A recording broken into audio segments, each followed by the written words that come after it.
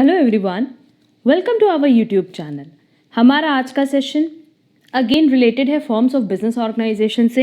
And forms of business organisation की बात करें तो हमने पहले भी डिस्कस किया था कि इसके बहुत सारे एमसीक्यूज हमने ऑलरेडी अपलोड किए हुए अपने चैनल पे। बट साथ ही साथ क्योंकि हमें इसके कुछ कॉन्सेप्ट्स भी क्लियर करने थे तो लास्ट क्लास में हमने फॉर्म्स ऑफ बिजनेस ऑर्गेनाइजेशन, जहां हमने sole proprietorship, partnership, Hindu undivided family, cooperative societies and company पे डिटेल डिस्कशन किया था। एंड हमने वहाँ पे ये पॉइंट बताया भी था कि एज पर कंपनीज एक्ट 2013 एक नया कॉन्सेप्ट आया है 1% कंपनी, एंड पार्टनरशिप की जगह एक लिमिटेड लायबिलिटी पार्टनरशिप का भी ऑप्शन आया, दैट इज़ एलएलपी। तो इन दोनों टॉपिक पे हमने डिस्कशन नहीं किया था। अच्छा, अगर अभी तक आपने वो क्लास नहीं कवर की है जहां हमने डिटेल डिस्कशन किया है about sole proprietorship, partnership, Hindu undivided family, cooperative societies and company, तो मेरा ये सजेशन होगा कि वो क्लास आप ज़रूर से कवर कर लेना, क्योंकि उस क्लास को कवर करने के बाद आपको किसी भी एमसीक्यूज़ में कोई इश्यूज़ नहीं रहेंगे। अब आज का हमारा सेशन है जहां हम लोग पार्टनरशिप और एलएलपी में कंपैरिजन करेंगे, एंड इसकी हेल्प से आपका एलएलपी का concept, that is limited liability partnership का कॉन्सेप्ट भी क्लियर हो जाएगा। और नेक्स्ट क्लास में हम लोग सोल प्रोप्राइटरशिप का कंपैरिजन करेंगे विथ 1% कंपनी, तो उससे आपका 1% कंपनी का कॉन्सेप्ट भी पूरी तरीके से क्लियर हो जाएगा। क्लास की पीडीएफ आपको हमारे टेलीग्राम चैनल पे मिल जाएगी, और टेलीग्राम चैनल की लिंक आपको डिस्क्रिप्शन बॉक्स में दी गई है, तो टेलीग्राम चैनल ज़रूर से ज्वाइन कर लेना। कुछ स्टूडेंट्स कमेंट बॉक्स में बताते हैं कि उनसे लिंक ओपन नहीं हो रही, तो सिंपली आप सर्च करो CA काजल डिरोलिया एक्सेल एडुकेयर, तो आपको हमारा चैनल मिल जाएगा टेलीग्राम पे। तो चलो फिर जल्दी से अपना आज का सेशन स्टार्ट करते हैं, comparison between partnership and LLP. जहाँ देखो सबसे पहला बेस है कैटेगरी, और बेसिस कह सकते हैं मीनिंग, कि पार्टनरशिप का क्या मतलब है और एलएलपी का क्या मतलब है। पार्टनरशिप वैसे तो हमने लास्ट क्लास में डिस्कस किया था सिंपली, इसमें कुछ चीज़ें इंपॉर्टेंट होती हैं कि सबसे पहला कि कम से कम 2 लोग होने चाहिए, तो 2 और मोर पीपल होने चाहिए जो पार्टनरशिप स्टार्ट कर सकें। दूसरा, इनके बीच में एक पार्टनरशिप डीड होनी चाहिए जिसको हम अग्रीमेंट कहते हैं। तीसरा, ये लोग मिलके बिजनेस स्टार्ट करना चाहते हों, एंड इस बिजनेस को स्टार्ट करने का मोटिव सिर्फ और सिर्फ प्रॉफिट हो। मतलब यहाँ हम कह रहे हैं कि नॉन प्रॉफिट ऑर्गेनाइजेशन की बात नहीं हो रही, वेलफेयर की बात नहीं हो रही, किसकी बात हो रही है? प्रॉफिट मोटिव से अगर आप कोई बिजनेस स्टार्ट कर रहे हो 2 या 2 से ज़्यादा लोग मिल करके, तो उसको हम कहते हैं पार्टनरशिप। अच्छा, पार्टनरशिप हम उन्हीं के साथ स्टार्ट करते हैं जिनके साथ हमारा ट्रस्ट होता है, दैट इज़ म्यूचुअल ट्रस्ट होना बहुत ज़रूरी है। किसी के साथ भी आप पार्टनरशिप स्टार्ट नहीं कर सकते। तो वही चीज़ यहाँ मेंशन भी किया है कि partnership refers to an agreement wherein 2 or more person agree to carry on a business and share profits and losses mutually। तो यहाँ अग्रीमेंट किसको डिनोट करा है? पार्टनरशिप डीड को, क्योंकि पार्टनरशिप डीड में ही सारी चीज़ें मेंशन होती हैं, और एज पर पार्टनरशिप जो अग्रीमेंट है वो क्या है? Partnership deed. अच्छा, अब जब पार्टनरशिप है तो लिमिटेड लायबिलिटी पार्टनरशिप की क्या ज़रूरत है? सबसे पहले हम इसका एक बेसिक पॉइंट बताते हैं कि पार्टनरशिप की अगर बात करें तो इसका रजिस्ट्रेशन तो मैंडेटरी है नहीं, इसका रजिस्ट्रेशन ऑप्शनल, आप चाहो तो कराओ, चाहो तो मत कराओ। क्लियर?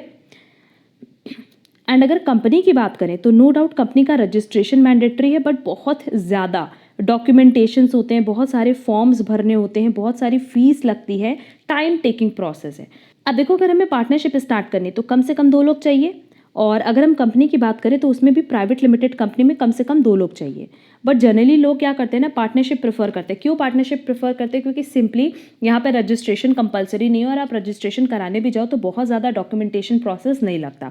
बट कंपनी में जैसा कि हमने बताया कि एक तो टाइम टेकिंग प्रोसेस है, बहुत सारी फीसेस, प्रिस्क्राइब फीस लगती है, बहुत सारे डॉक्यूमेंटेशन होते हैं, फॉर्म्स फाइल करने होते हैं, मतलब फॉर्मेलिटीज़ बहुत है। तो लोग फॉर्मेलिटी से बचने के लिए क्या ओपन करते हैं? पार्टनरशिप।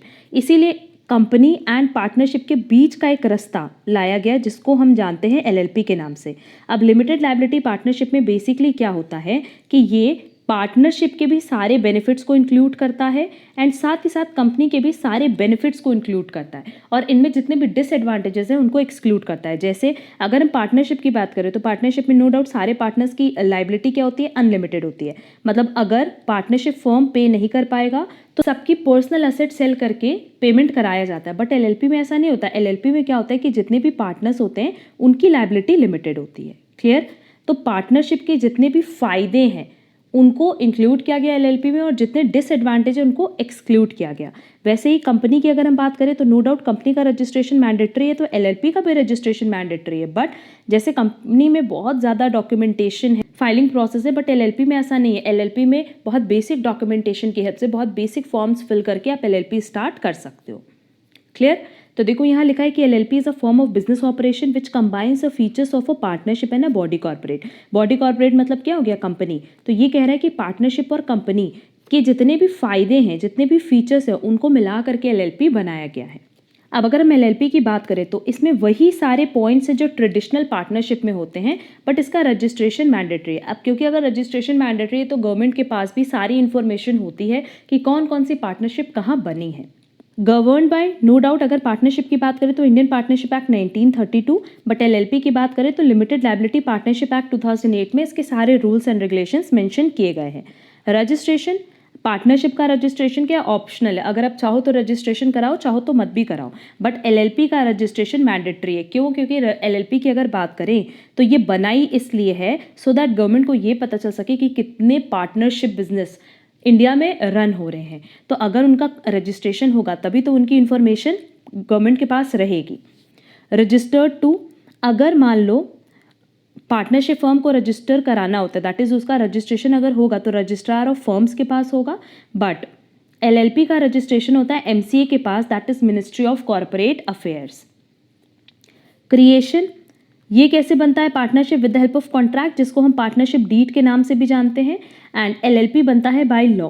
क्यों? क्योंकि इसका रजिस्ट्रेशन होता है under limited liability partnership act 2008। Next, legal status.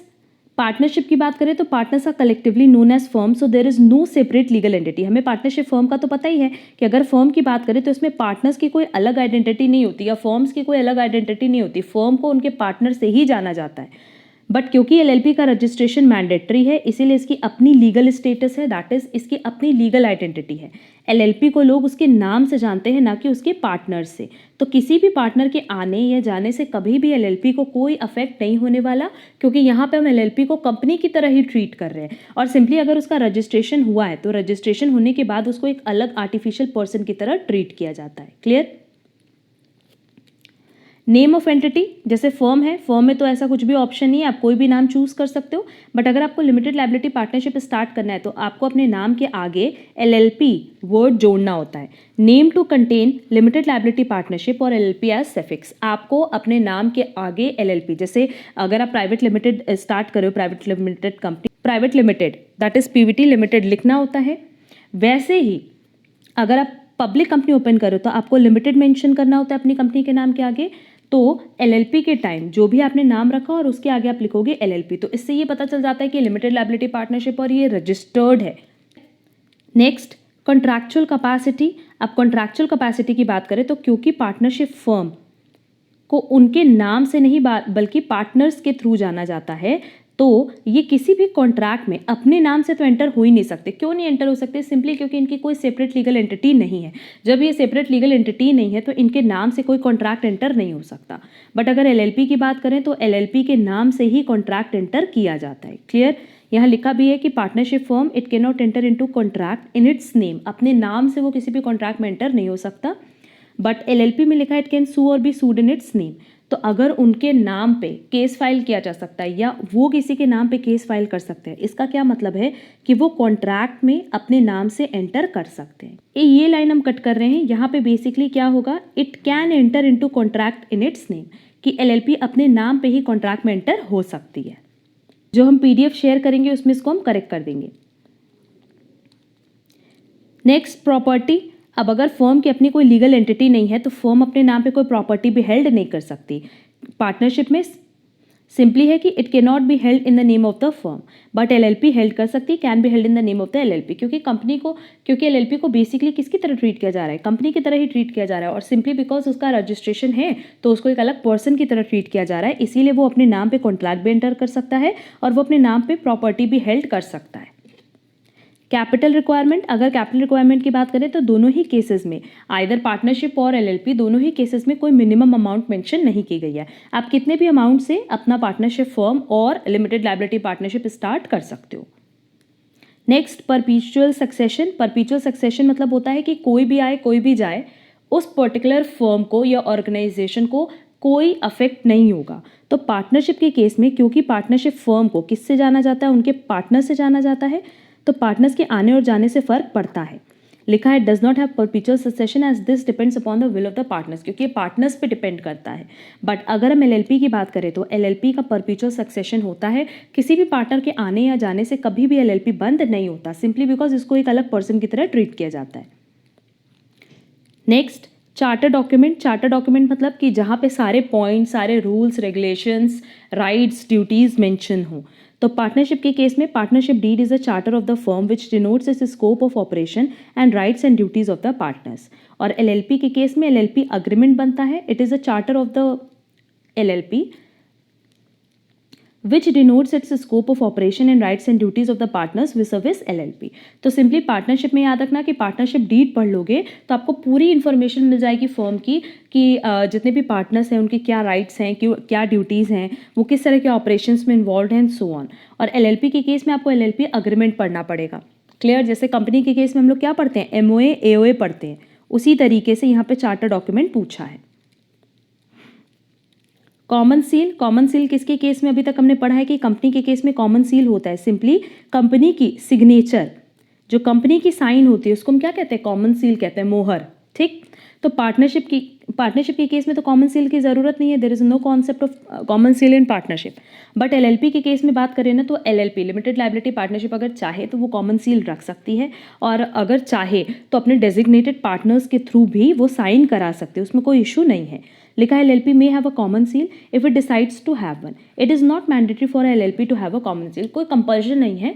अगर आप चाहो, मतलब अगर एलएलपी चाहे तो वो कॉमन सील रख सकती है और चाहे तो नहीं भी रख सकती। कॉमन सील मतलब सिंपली क्या है कि उनका अपना साइन। जनरली क्या होता है ना लिमिटेड लायबिलिटी पार्टनरशिप में कि जो पार्टनर्स होते हैं उन्हीं में कुछ पार्टनर्स को डेजिग्नेटेड पार्टनर बनाया जाता है और वही बेसिकली साइन करते हैं सारे डॉक्यूमेंट्स को। Next is formalities of incorporation. Incorporation मतलब रजिस्ट्रेशन की बात कर रहा है। तो पार्टनरशिप में हम सबको पता है कि पार्टनरशिप का जो रजिस्ट्रेशन है वो मैंडेटरी नहीं है, बल्कि एलएलपी का रजिस्ट्रेशन मैंडेटरी है। लिखा है कि अगर रजिस्ट्रेशन होगा पार्टनरशिप का तो partnership deed along with form और affidavit required to be filled with registrar of firms along with requested filing fee. But अगर एलएलपी की बात करें तो various e forms are filled with registrar of LLP with prescribe fees. तो जो LLP में जो भी होता है ना सब कुछ अब ई फॉर्म में होता है, इलेक्ट्रॉनिक फॉर्म में। Next legal proceedings. इसमें देखो वही चीज़ लिखा है कि only registered partnership firm can sue any partner or any other person. अब अगर आपका रजिस्ट्रेशन ही नहीं है तो सिंपल सी बात है ना तो आपको आपके नाम पे कोई केस फाइल कर सकता है और ना आप किसी के नाम पे केस फाइल कर सकते हो। बट अगर रजिस्टर्ड फर्म है तब उनके पास ये ऑप्शन होता है कि वो अपने पार्टनर पे भी केस कर सकती हैं, किसी और पर्सन पे भी केस कर सकती हैं। बट एलएलपी क्योंकि ये एक आर्टिफिशियल पर्सन है तो ये भी किसी पे केस कर सकती है और इन पे भी कोई केस कर सकता है।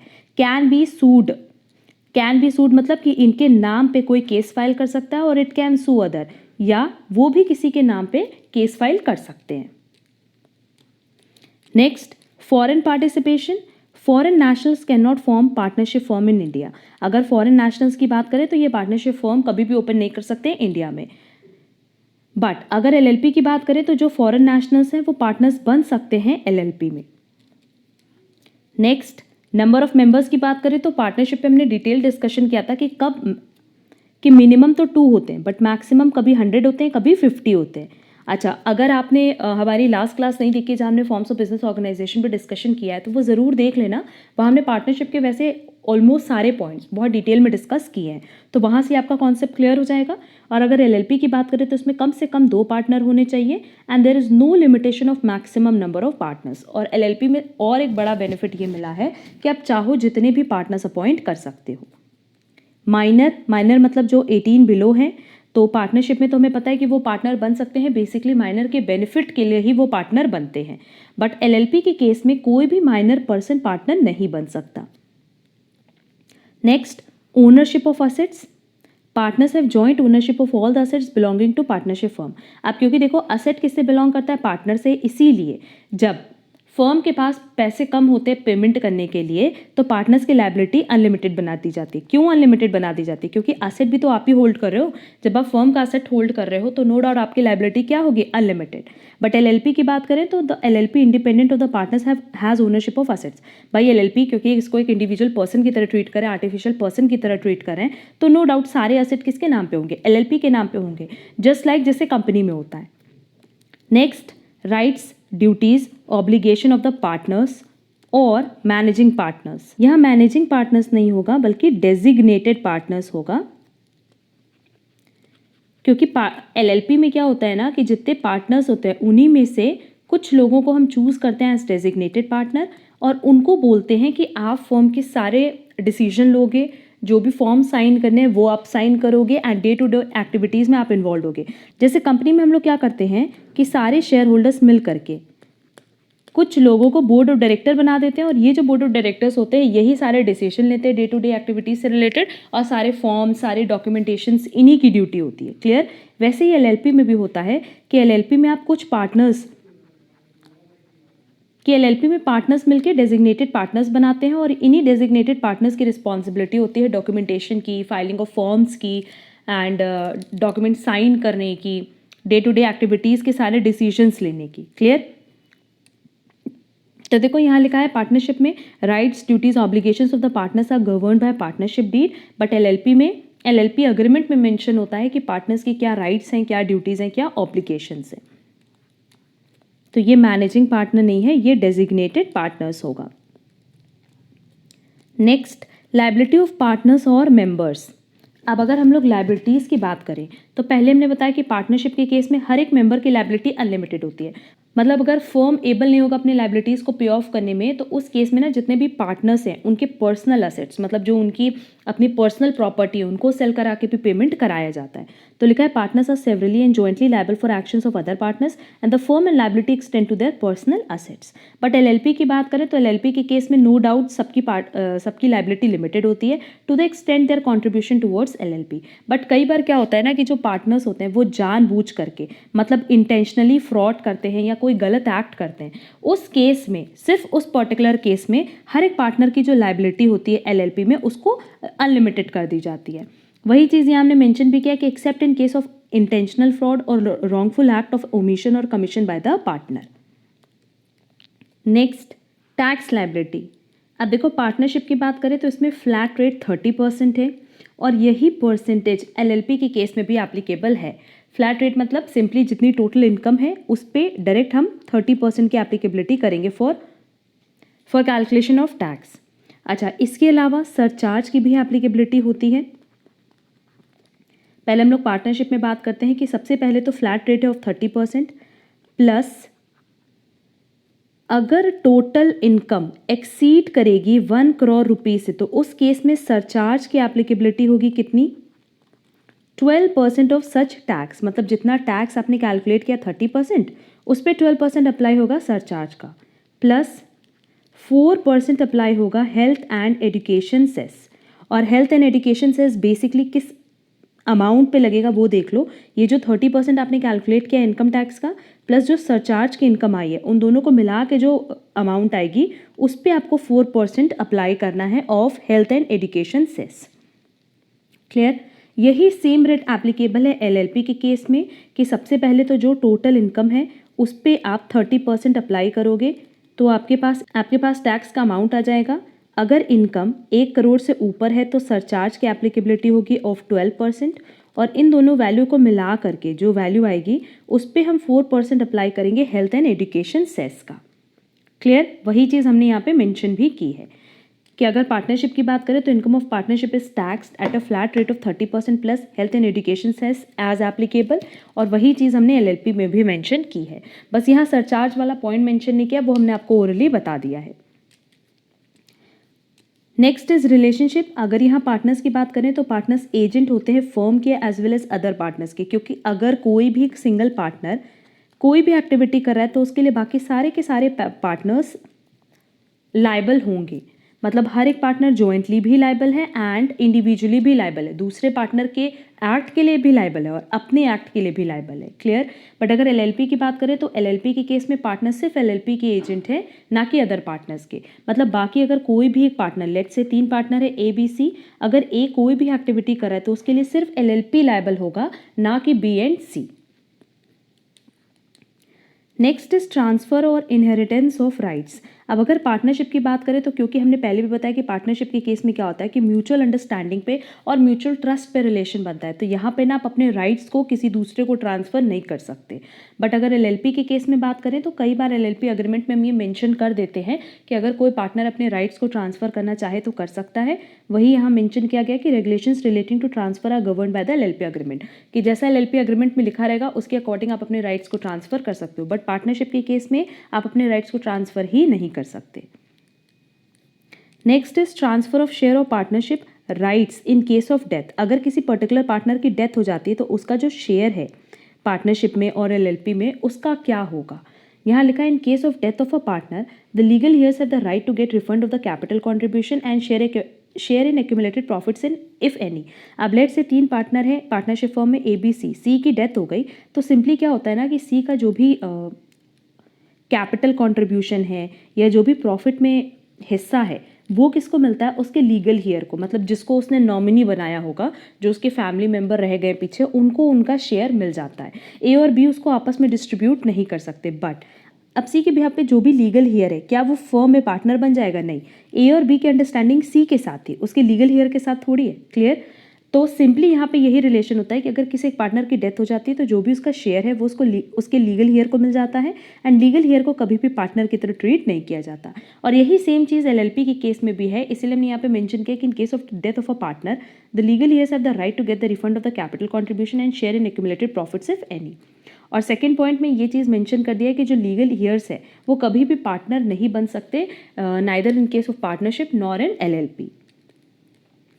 Next, director identification number that is डिन नंबर और designated partner identification number that is DPIN। अब यहाँ पे हमने डायरेक्टर आइडेंटिफिकेशन नंबर इसलिए लिखा है ना क्योंकि कंपनी में सबने पढ़ा है कि जितने भी कंपनी के डायरेक्टर्स होते हैं, मतलब जो बोर्ड ऑफ डायरेक्टर्स होते हैं, उनको डिन नंबर लेना होता है, that is director identification number. और उसी नंबर से उनकी पहचान होती है, उसी नंबर की हेल्प से वो लोग साइन भी करते हैं। जो साइनिंग अथॉरिटी होती है उसमें उनको अपना डिन नंबर मेंशन करना होता है। बट क्या पार्टनरशिप फर्म में हमने कभी भी ऐसा कुछ देखा है कि कोई आइडेंटिफिकेशन नंबर चाहिए होती है? नहीं।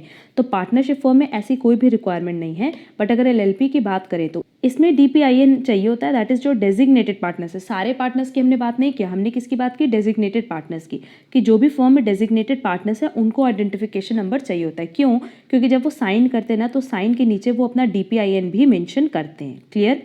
तो वही चीज़ यहाँ लिखा है कि पार्टनरशिप के केस में the partners are not required to obtain any identification number but each designated partner is required to have a DPIN before being appointed as designated partner of LLP। LLP का जब designated partner आपको बनना है तो उसके पहले आपको DPIN की रिक्वायरमेंट होती है, बिल्कुल वैसे ही जैसे कंपनी के केस में बोर्ड ऑफ डायरेक्टर्स को आइडेंटिफिकेशन नंबर की ज़रूरत होती है। Next is digital signature. Partnership के केस में there is no requirement of obtaining digital signature, but in case of LLP as e-forms are filled electronically, at least one designated partner should have digital signatures। क्योंकि पहले हमने बताया कि LLP के case में जो भी फॉर्म्स फिल होते हैं ना वो सब E-फॉर्म होते हैं, मतलब इलेक्ट्रॉनिकली ऑनलाइन फॉर्म फिल किए जाते हैं, तो वहाँ पे कम से कम एक पार्टनर के पास डिजिटल सिग्नेचर होना चाहिए। नेक्स्ट, डिसोल्यूशन, मतलब अगर आपको अपनी फर्म या LLP बंद करनी है तो उस केस में क्या करना होगा? पार्टनरशिप फर्म के केस में तो सिंपली बाय एग्रीमेंट, मतलब जैसा पार्टनरशिप डीड में लिखा होगा, या अगर म्यूचुअल कंसेंट है सारे पार्टनर्स का, या पार्टनर्स की इंसॉल्वेंसी हो गई किसी भी कंटिजेंसीज में या कोर्ट ऑर्डर से। क्योंकि अगर डिसोल्यूशन की बात करें ना तो फर्म के केस में तो बहुत सारे केसेस हैं और ये वॉलंटरी भी हो सकते हैं और कोर्ट के थ्रू भी हो सकते हैं। वैसे ही LLP की बात करें तो इसमें भी वॉलंटरी अपनी मर्जी से भी हो सकता है, और साथ ही साथ अगर चाहे NCLT that is national company law tribunal, इनकी तरफ से भी डिसोल्यूशन हो सकता है। हाँ, बस इतना याद रखना कि पार्टनरशिप के केस में इंसॉल्वेंसी के केस में भी होता है कि जैसे अगर मान लो 3 पार्टनर हैं ABC और अगर कोई पार्टनर इंसॉल्वेंट हो गया तो भी डिसोल्यूशन हो सकता है फर्म का। Next, transferability of interest. Partnership के केस में partner can transfer his interest after obtaining the required consent from the partners in a partnership. अब क्योंकि पार्टनरशिप जो है म्यूचुअल ट्रस्ट पे बना होता है, तो जैसे मान लो ए बी सी 3 पार्टनर हैं, ए बी सी को तो जानते हैं, बट अगर अब सी चाहता है कि वो अपने इंटरेस्ट डी को ट्रांसफ़र कर दे, तो वो ऐसे ट्रांसफ़र नहीं कर सकता है। क्यों? क्योंकि ए और बी का हो सकता है कि जो ट्रस्ट सी पे है वो डी पे ना हो। क्लियर? इसीलिए पहले सी को ए और बी की परमिशन लेनी होती है, तभी वो अपने इंटरेस्ट को ट्रांसफ़र कर सकता है। बट एलएलपी के केस में देखिए, partner can transfer his interest after obtaining the required consent from all the partners in LLP. तो दोनों ही केसेस में इंटरेस्ट ट्रांसफर किया जा सकता है, बट किसकी कंसेंट से? जितने भी पार्टनर्स फर्म में और एलएलपी में हैं उनके कंसेंट से।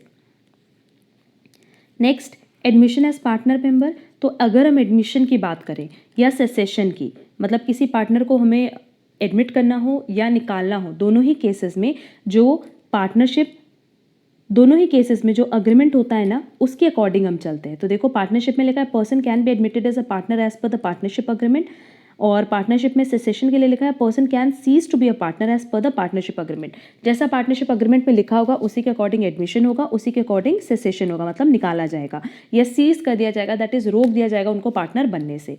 और एलएलपी के केस में a person can be admitted as a partner as per the LLP agreement and a person can cease to be a partner as per the LLP agreement.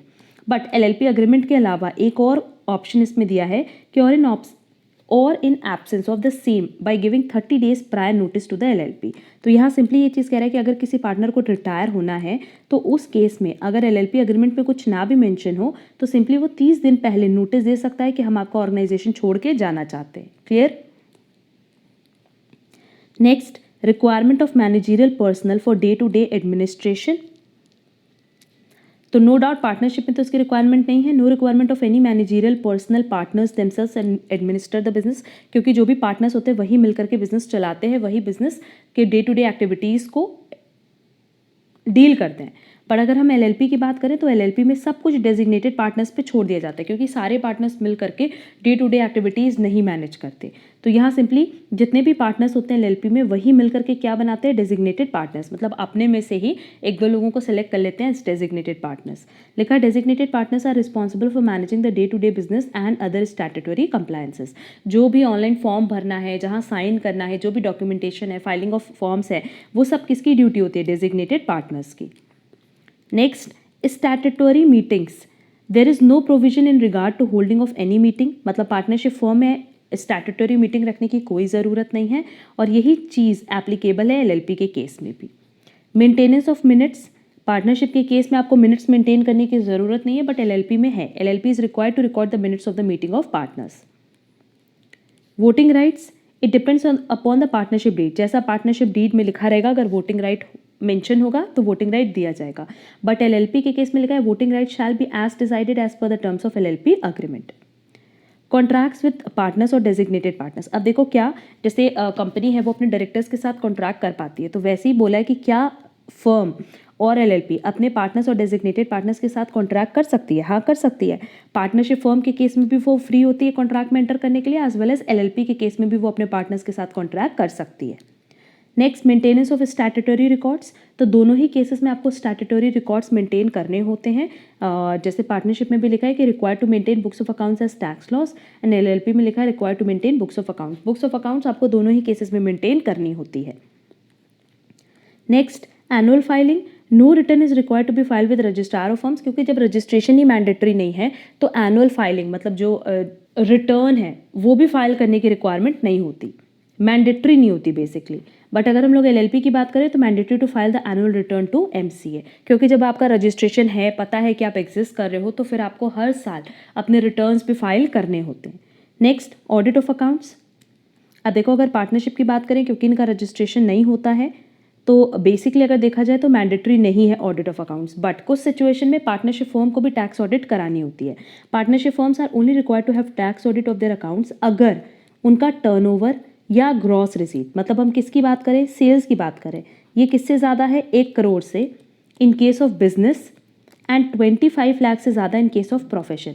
मतलब simply अगर आपने अपनी partnership firm start की जहाँ आप अपना business कर रहे हो और जो वहाँ का सेल्स है या टर्नओवर है या ग्रॉस रिसीट है वो 1 करोड़ से ज़्यादा है, तब आपको टैक्स ऑडिट कराना होगा। और अगर आपने पार्टनरशिप फर्म प्रोफेशनल्स से मिलकर के स्टार्ट की है तो सिंपली अगर यहाँ पे जो ग्रॉस रिसीट है वो 25 लाख से ज़्यादा है तो उस केस में भी आपको टैक्स ऑडिट करानी पड़ेगी। बट अगर एलएलपी की बात करें तो एलएलपी के केस में नो डाउट मैंडेटरी है। यहाँ लिखा भी है कि all LLP are required to get their accounts audited annually as per the provisions of LLP act 2008। But देखो यहाँ एक पॉइंट एक्सेप्शनल में भी लिखा है कि except those having turnover less than 40 lakhs और capital contribution less than 25 lakhs in any financial year. अगर किसी फाइनेंशियल ईयर में उनका जो सेल्स है दैट इज टर्नओवर है वो 40 लाख से कम है या जो उनका कैपिटल कंट्रीब्यूशन है और लिखा है वो 25 लाख से कम है तो इन दोनों ही केसेस में एलएलपी को ऑडिट कराने की ज़रूरत नहीं पड़ेगी। यहाँ एंड नहीं है और है, दोनों में से कोई भी एक सिचुएशन अगर एप्लीकेबल है तो फिर बुक्स के अकाउंट्स की ऑडिट कराने की ज़रूरत नहीं है। Next, compromise arrangements merger amalgamation. Partnership के not merge with other firm और एंटर इनटू कॉम्प्रोमाइज और अरेंजमेंट विद द क्रेडिटर्स और पार्टनर्स, पर एलएलपी एंटर कर सकता है। Next, credit worthiness of organisation. अगर हम बात करें पार्टनरशिप फर्म की तो नो डाउट जो उनकी क्रेडिट वर्दनेस है मतलब जो उनकी गुडविल है वो किस पे डिपेंड करती है, कंप्लीटली उनके पार्टनर्स पे। बट एलएलपी के केस में लिखा है will enjoy comparatively higher credit worthiness from partnership, क्योंकि बेसिकली इनका रजिस्ट्रेशन है ना तो लोग ज़्यादा ट्रस्ट करते हैं इन पे due to stringent regulatory framework but lesser than a company. तो सिंपली पार्टनरशिप फर्म पे लोग इसलिए कम रिलाई करते हैं क्योंकि इनका रजिस्ट्रेशन नहीं होता है, तो ये माना जाता है कि अगर रजिस्ट्रेशन नहीं है तो हो सकता है बहुत सारी चीज़ें इन्होंने हाइड की हो, बट क्योंकि एलएलपी का रजिस्ट्रेशन है तो लोग इस पर ज़्यादा भरोसा कर पाते हैं। And last point is whistle blowing. अगर हम पार्टनरशिप की बात करें तो इसमें इसका कोई भी प्रोविजन नहीं है, बट एलएलपी की बात करें तो provision has been made to provide protection to employees and partners providing useful information during an investigation और कन्विक्टिंग एनी पार्टनर और फर्म। क्लियर? ये ओवरऑल हमारा कंपैरिजन था बिटवीन पार्टनरशिप एंड एलएलपी। तो यहाँ आपने एलएलपी का पूरा कॉन्सेप्ट होपफुली समझ लिया होगा। स्टिल हम एलएलपी पे क्लास बहुत जल्दी अपलोड करेंगे जहाँ हम उसके शॉर्ट नोट्स के साथ बहुत सारे पॉइंट्स डिस्कस करेंगे। अब देखो ये सारे पॉइंट्स हमने यहाँ पे जो डिस्कशन किए हैं related to partnership and LLP, इसकी हेल्प से ना आप जो भी एमसीक्यूज हैं फॉर्म्स ऑफ बिजनेस ऑर्गेनाइजेशन बहुत ही ईजिली आप आंसर कर पाओगे। एक और क्लास हम बहुत जल्दी अपलोड करेंगे जहां हम सोल प्रोप्राइटरशिप वर्सेस 1% कंपनी में कंपैरिजन करने वाले हैं, तो उससे आपका 1% कंपनी का पूरा कॉन्सेप्ट हम क्लियर कर देंगे। तो उम्मीद करते हैं आपको हमारी आज की क्लास पसंद आई होगी। अगर आपको आज की क्लास यूजफुल लगी तो वीडियो को लाइक ज़रूर करना, और अगर आप हमारे चैनल पर नए हो तो चैनल सब्सक्राइब ज़रूर कर देना सो दैट आगे की क्लासेस की नोटिफिकेशन आपको टाइमली मिल पाए। टेलीग्राम चैनल ज़रूर ज्वाइन कर लेना जिसकी लिंक आपको डिस्क्रिप्शन बॉक्स में दी गई है। एंड बिजनेस ऑर्गेनाइजेशन के लिए हम एक प्लेलिस्ट भी ड्राफ्ट कर देंगे जहां जो भी क्लासेस रिलेटेड है बिजनेस ऑर्गेनाइजेशन से वो आपको सब एक ही जगह मिल जाएगी। हम लोग मिलेंगे हमारी नेक्स्ट क्लास में जहां हम कुछ और इंपॉर्टेंट टॉपिक्स डिस्कस करेंगे रिलेटेड टू बिजनेस ऑर्गेनाइजेशन। आज के लिए बस इतना। Thank you so much.